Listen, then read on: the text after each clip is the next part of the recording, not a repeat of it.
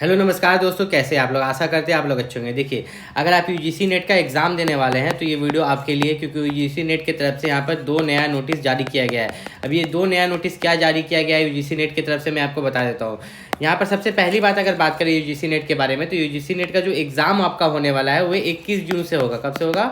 21 जून से। ठीक है, 21 जून से लेके आपका 30 जून तक एग्ज़ाम चलने वाला है, जो कि अभी आज आप देखिएगा तो 28 में है। तो अभी भी आपके पास अगर समय देखें तो लगभग 1 महीना का समय बोल सकते हैं, या यहाँ पर 25 दिन का समय आपके पास अभी भी है। ठीक है, यूजीसी नेट की तैयारी करने के लिए।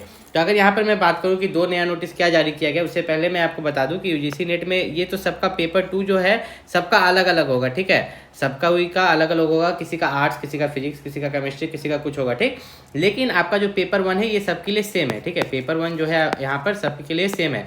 तो पेपर 1 में जो टोटल 50 क्वेश्चन है, ये 50 क्वेश्चन को हल्का में मत लीजिए, क्योंकि ये आपको 100 मार्क्स देता है। ठीक है, यही 50 क्वेश्चन आपको 100 मार्क्स दे रहा है, और ये 50 में से कम जो 40 क्वेश्चन अटेम्प्ट कर लेता है ना, तो वही मेरिट बनाता है। मिनिमम 50 में से तो 25 आपको करना ही करना होगा। ठीक है, तो यहाँ पर अगर बात करें पेपर 1 के लिए, तो पेपर 1 के लिए ओसवाल पब्लिकेशन का प्रीवियस ईयर क्वेश्चन पेपर वाला बुक है। साथ ही साथ उसमें डिटेल में भी दिया गया है, जिस बुक का लिंक मैं डिस्क्रिप्शन में दे दूंगा, वहाँ से जाके आप परचेस करके पढ़ाई कर लेना। ठीक है, और ये मैं डायरेक्ट अमेजॉन एफिलिएट से दे रहा हूँ, क्योंकि ये बुक मैं भी पढ़ा था यूजीसी नेट के लिए। ठीक है, मेरा पेपर था लाइब्रेरी साइंस, तो यहाँ पर ये बुक बहुत मदद किया था। तो इस बुक से आप पढ़ सकते हो, ओसवाल पब्लिकेशन का, जो मैंने डिस्क्रिप्शन में दिया है, वहाँ से जाकर आप परचेस करो, आराम से पढ़ाई करो, और इसे आप 20 दिन में भी बहुत आराम से कंप्लीट कर सकते हो इस बुक को। ठीक है, अब मेनली हम बात करते हैं। सबसे पहला नोटिस यहाँ पर बोला गया है कि आपका जो एग्जाम होने वाला है 21 जून से लेकर 30 जून तक, उसमें जो आपका आइडेंटिटी प्रूफ है, अधिकतर बच्चों का आइडेंटिटी प्रूफ आधार कार्ड है। ठीक है, तो सबसे पहला कार्ड है कि आपका आधार कार्ड अनलॉक होना चाहिए। क्या होना चाहिए? अनलॉक।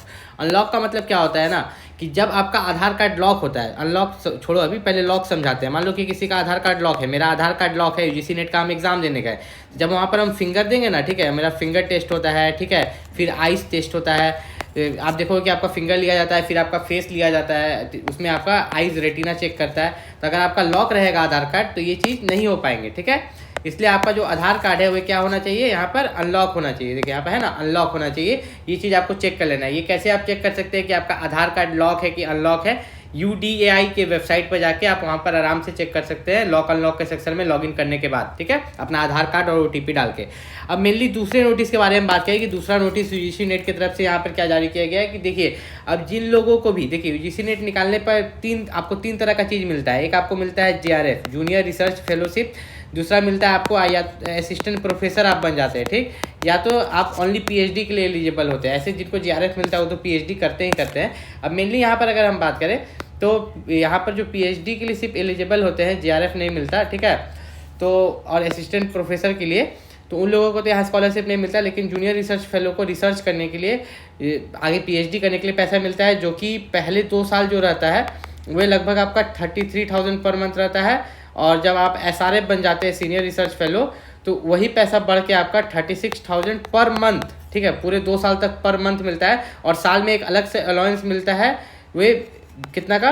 20,000 रुपये सालाना का, जिसको बढ़ा दिया गया है। ठीक है, यहाँ पर ध्यान से समझिए, जैसे कि जो बच्चा, जितना भी बच्चा, आप जनरल कैटेगरी, OBC किसी से भी हो, अगर आप JRF निकाल लेते हो, ठीक है, अगर आप JRF जूनियर रिसर्च फेलोशिप निकाल लेते हो, तो पहले 2 साल तक पर मंथ, याद रखिएगा, 33,000 नहीं, अब 35 हो गया, लगभग 35,000 आपको पर मंथ दिया जाएगा। ठीक है, पर मंथ आपको मिलेगा, हर महीना आपको मिलेगा। साथ में ये 2 साल है ना, तो हर साल, ठीक है, ये इसी 2 साल में, पहले साल में एक बार एक अमाउंट एक्स्ट्रा मिलेगा, जो कि आपका रहेगा लगभग, पहले 20 का मिलता था, 25,000 मिलेगा। कितना?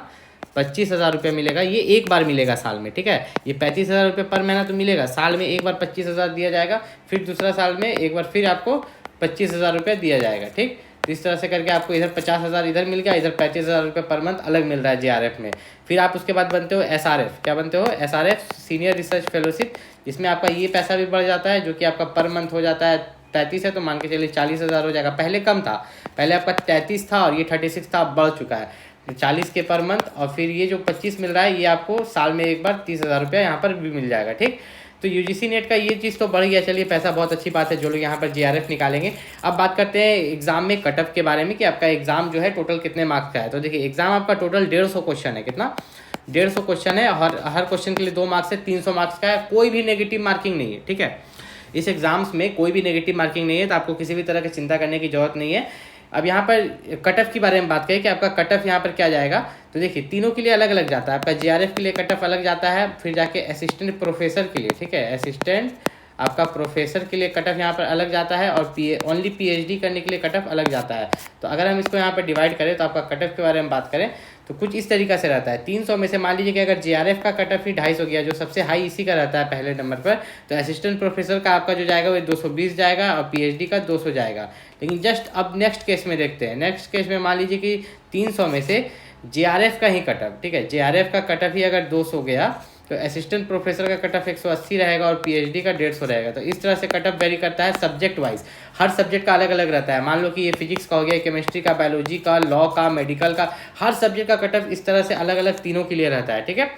अब यहाँ पर अगर हम बात करें, अगर आप चाहेंगे तो मैं कट ऑफ भी बता सकता हूँ हर सब्जेक्ट का, ठीक है, लाइव आके, अगर बहुत सारे बच्चे कमेंट करेंगे तो मैं लाइव आके हर सब्जेक्ट का कट ऑफ आपको बता दूंगा।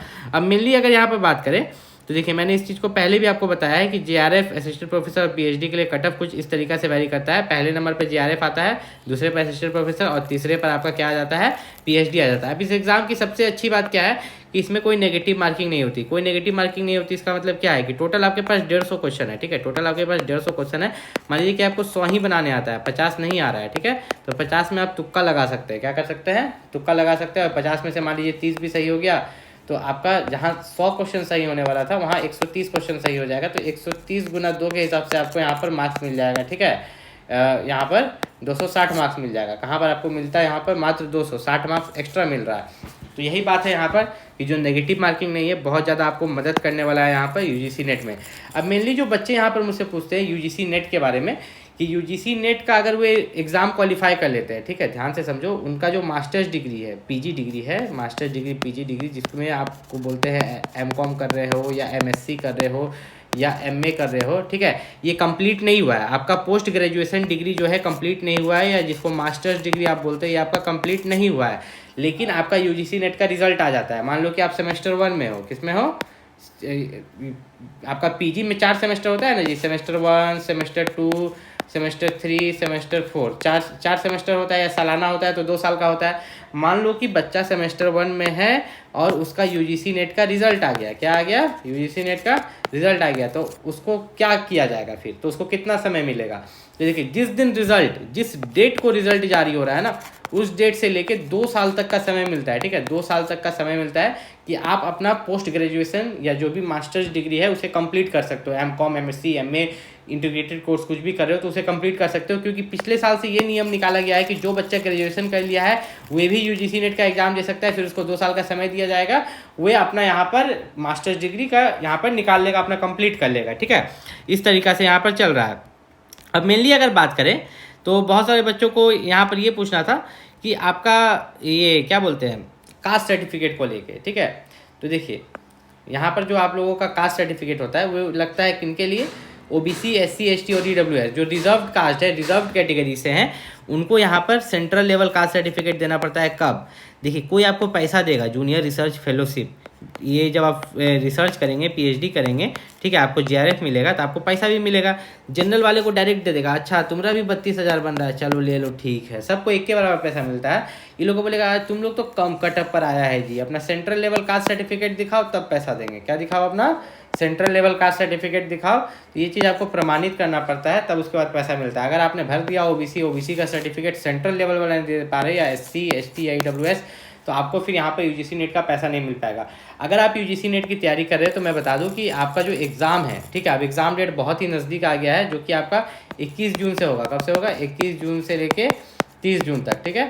तो आज आपका है 28 में, तो अभी भी आप चाहें तो यूजीसी नेट का जो एक PYQ वाला बुक जो मैंने डिस्क्रिप्शन में दिया है उसे मंगा के आप 15 दिन में भी कंप्लीट कर सकते हैं। कितना दिन में, 15 दिन में। आप कम से कम रोज़ एक प्रीवियस ईयर क्वेश्चन पेपर या 2 प्रीवियस ईयर क्वेश्चन पेपर और मॉक टेस्ट लगाएंगे तो आप 15 दिन में कंप्लीट कर दीजिएगा और आप यूजीसी नेट आराम से अच्छा मार्क्स ला सकते हैं। और आप यहाँ पर जेआरएफ भी ले सकते हैं, जिसमें कि आपको जेआरएफ में यहाँ पर 35,000 रुपये पर मंथ मिलता है। आप सोच के देखिए, जब तक आप पीएचडी कीजिएगा। कोई भी दिक्कत हो नीचे कमेंट करके पूछ लीजिएगा। मिलते